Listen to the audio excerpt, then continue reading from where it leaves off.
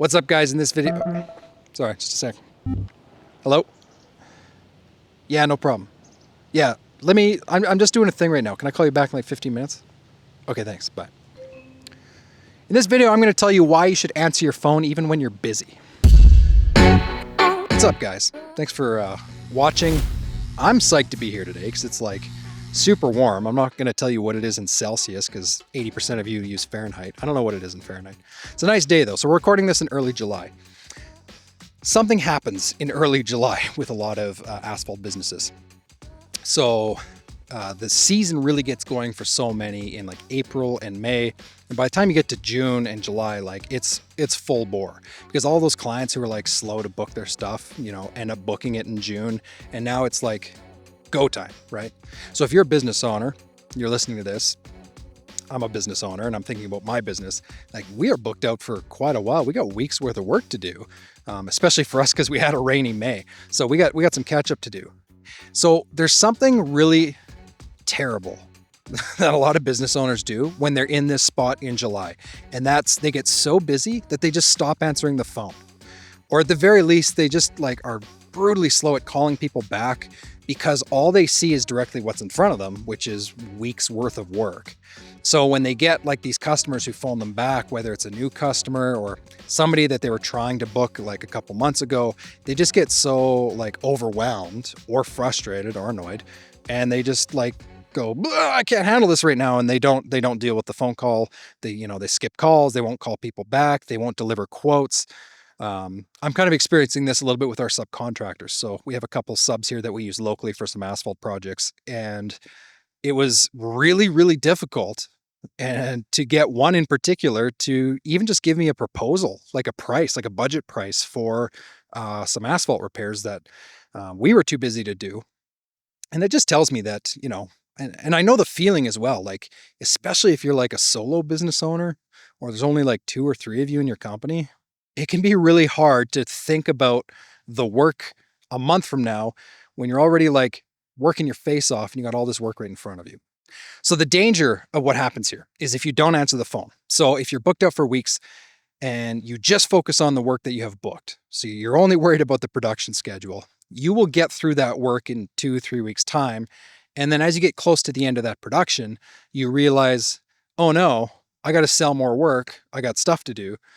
And then you get caught in this moment where now you're scrambling to fill the sales pipeline and you're going back to all those people who were trying to phone you and were trying to get a hold of you.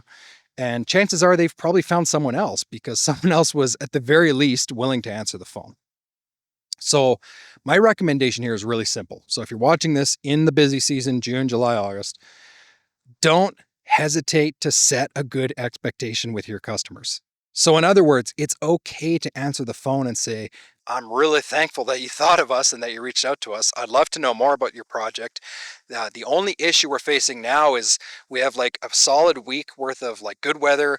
We're going to just be focused on production. Are you okay if we circle back and have this conversation the next opportunity where we're caught up a little bit?